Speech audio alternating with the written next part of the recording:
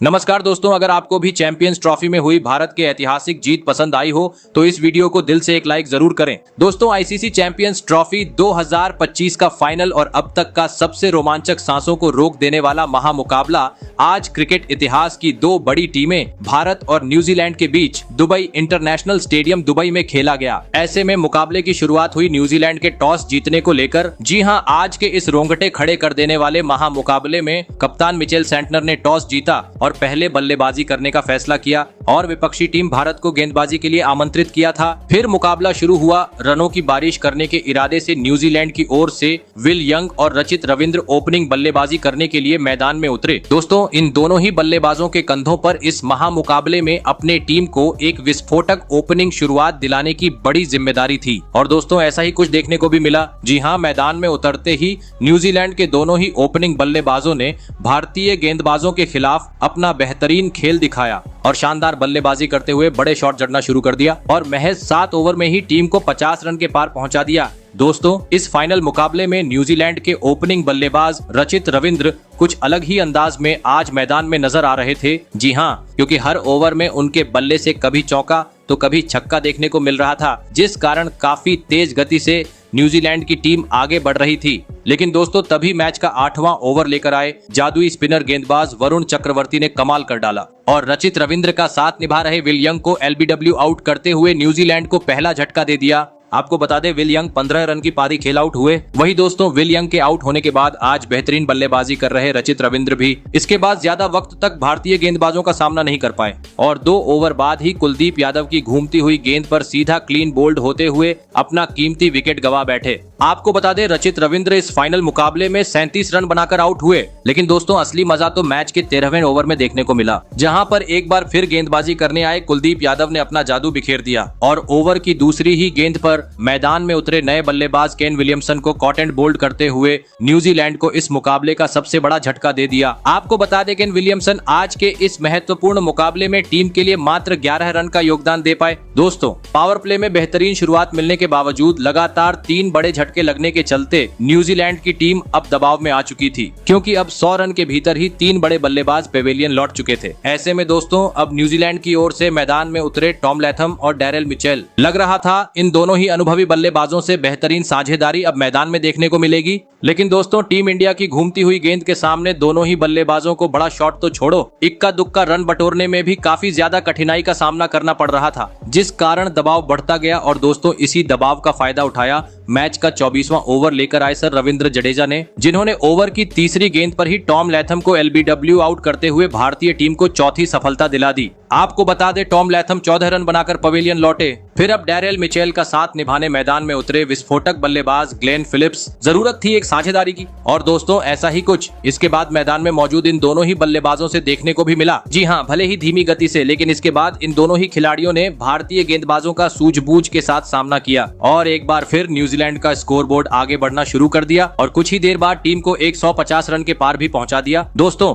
एक वक्त पूरी तरीके से दलदल में पहुंच चुकी न्यूजीलैंड की तरफ से अब एक बेहतरीन साझेदारी मैदान में पनपती हुई नजर आ रही थी और अब सेट होने के चलते बीच बीच में दोनों ही बल्लेबाजों से जोरदार चौके भी दुबई के इस मैदान पर देखने को मिल रहे थे, जिस कारण देखते ही देखते इस जोड़ी ने 50 से अधिक रन की साझेदारी भी निभा डाली। दोस्तों, ग्लेन फिलिप्स और डैरेल मिचेल बेहतरीन तरीके से अब टीम को आगे ले जा रहे थे, लेकिन तभी मैच का 38वां ओवर लेकर आए वरुण चक्रवर्ती ने इस जोड़ी को तोड़ दिया। जी हां, और ओवर की 5वीं गेंद पर ग्लेन फिलिप्स को सीधा क्लीन बोल्ड करते हुए न्यूजीलैंड को 5वां झटका दे दिया। आपको बता दें, ग्लेन फिलिप्स ने 34 रन की पारी खेली। दोस्तों, रोहित की कप्तानी और भारत की करिश्माई गेंदबाजी के माया जाल में न्यूजीलैंड की टीम पूरी तरीके से फंस चुकी थी, क्योंकि अब आधा बल्लेबाजी क्रम पवेलियन की राह पकड़ चुका था। ऐसे में अब मैदान में उतरे माइकल ब्रेसवेल। दोस्तों, भले ही एक छोर से न्यूजीलैंड के 5 प्रमुख बल्लेबाज आउट हो चुके थे, लेकिन दूसरी छोर पर खड़े डैरेल मिचेल ने अपने अनुभव का बेहतरीन तरीके से फायदा उठाया और इस फाइनल मुकाबले में अपने बेहतरीन बल्लेबाजी के दम पर कुछ ही देर बाद अपना 50 जड़ दिया।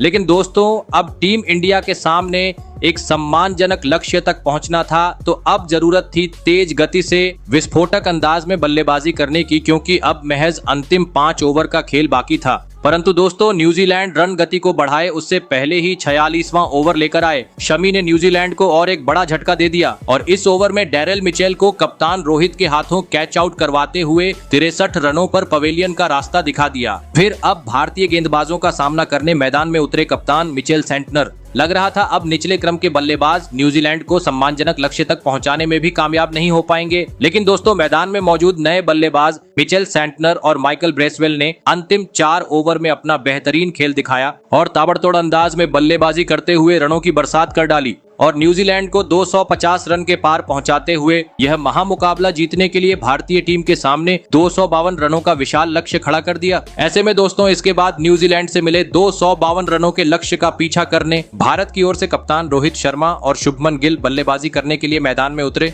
दोस्तों न्यूजीलैंड ने दिया हुआ लक्ष्य बड़ा था, ऐसे में दोनों ही बल्लेबाजों पर विस्फोटक अंदाज में शुरुआत दिलाने की बड़ी जिम्मेदारी थी और दोस्तों ऐसा ही कुछ देखने को भी मिला। जी हां, खास करके कप्तान रोहित शर्मा के बल्ले से जिन्होंने आते ही न्यूजीलैंड के गेंदबाजों पर ढाबा बोल दिया और विस्फोटक अंदाज में चौके छक्के जड़ते हुए अपने पारी का आगाज कर डाला। दोस्तों रोहित का कुछ अलग ही अंदाज आज लक्ष्य का पीछा करते हुए न्यूजीलैंड के खिलाफ देखने को मिल रहा था, क्योंकि हर ओवर में कप्तान रोहित कभी चौका तो कभी छक्का जड़ते हुए गेंद को सीमा रेखा के पार पहुंचा रहे थे, जिस कारण पूरा स्टेडियम अब भारत भारत के नाम से गूंज उठा था। और इसी बीच मैच का 8वां ओवर स्ट्राइक पर खड़े बल्लेबाज रोहित शर्मा ने बुरी तरह फोड़ डाला और इस ओवर में एक आसमानी छक्का और 2 करारे चौके लगाते हुए महज 41 गेंद में इस फाइनल मुकाबले में अपना धमाकेदार 50 जड़ दिया और पावर प्ले का 10 ओवर का खेल खत्म होने तक भारतीय टीम को 64 रनों तक पहुंचा दिया। दोस्तों लक्ष्य का पीछा करते हुए भारतीय टीम को जिस शुरुआत की जरूरत थी वह कप्तान रोहित और शुभमन गिल ने अब दिला दी थी, लेकिन अब मैदान में मौजूद इन दोनों ही खिलाड़ियों के कंधों पर जिम्मेदारी थी कि पावर प्ले के बाद भी अपना यही खेल जारी रखें और तेज गति से विस्फोटक अंदाज में बल्लेबाजी करते हुए भारतीय टीम के स्कोर को आगे बढ़ाए। और दोस्तों ऐसे ही कुछ झलकियां भारतीय बल्लेबाजों से देखने को भी मिली। जी हां, पावर प्ले खत्म हो गया, लेकिन रोहित का बल्ला आज रुकने का नाम नहीं ले रहा था और अब दूसरी छोर से शुभमन गिल ने भी उनका बेहतरीन तरीके से साथ निभाते हुए समय समय पर गेंदों को सीमा रेखा के पार पहुंचाना शुरू कर दिया था, जिस कारण अब 6 के रन रेट से भारतीय टीम आगे बढ़ रही थी और इसी के चलते देखते ही देखते इन दोनों ही बल्लेबाजों ने टीम इंडिया के स्कोर को 100 रन के पार भी पहुंचा दिया। दोस्तों टीम इंडिया की यह ओपनिंग जोड़ी काफी बेहतरीन तरीके से भारतीय टीम को लक्ष्य की ओर ले जा रही थी, लेकिन तभी मैच का 19वां ओवर लेकर आए मिचेल सेंटनर ने इस जोड़ी को तोड़ दिया और ओवर की चौथी गेंद पर शुभमन गिल को ग्लेन फिलिप्स के हाथों कैच आउट करवाते हुए 31 रन पर पवेलियन का रास्ता दिखा दिया। फिर 3 नंबर पर बल्लेबाजी करने मैदान में उतरे टीम इंडिया के किंग विराट कोहली, लेकिन दोस्तों इस फाइनल मुकाबले में कोहली टीम के लिए कुछ खास योगदान नहीं दे पाए और एक ओवर बाद ही माइकल ब्रेसवेल की गेंद पर एलबीडब्ल्यू आउट होते हुए अपना विकेट गवा बैठे। आपको बता दें किंग कोहली आज मात्र 1 ही रन बना सके।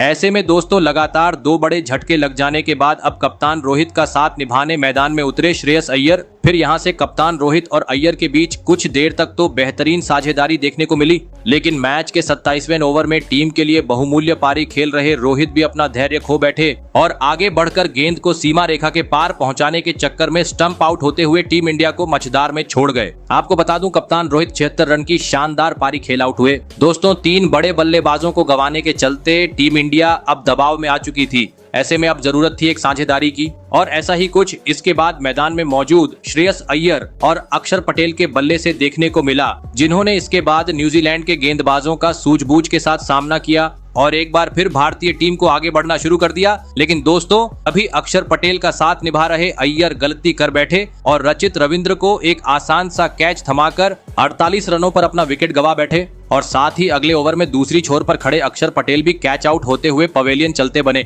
जिस कारण अब मुकाबला रोमांचक मोड़ पर पहुंच गया। अंतिम 5 ओवर में अब भारतीय टीम को 32 रनों की जरूरत थी। मैदान में मौजूद थे विस्फोटक बल्लेबाज केएल राहुल और हार्दिक पांड्या, जहां पर अंतिम 5 ओवर में पांड्या और राहुल ने दुबई में आतंक मचा दिया और न्यूजीलैंड की गेंदबाजों की बुरी तरह पिटाई करते हुए इस फाइनल मुकाबले में टीम इंडिया को एक ऐतिहासिक जीत दिला दी। आपको बता दें जीत के साथ भारतीय टीम ने चैंपियंस ट्रॉफी को भी अपने नाम कर लिया है। तो दोस्तों इस फाइनल मुकाबले में आप जीत का असली हीरो किस खिलाड़ी को मानते हो? अपनी मूल्यवान राय कमेंट में जरूर दीजिएगा। धन्यवाद।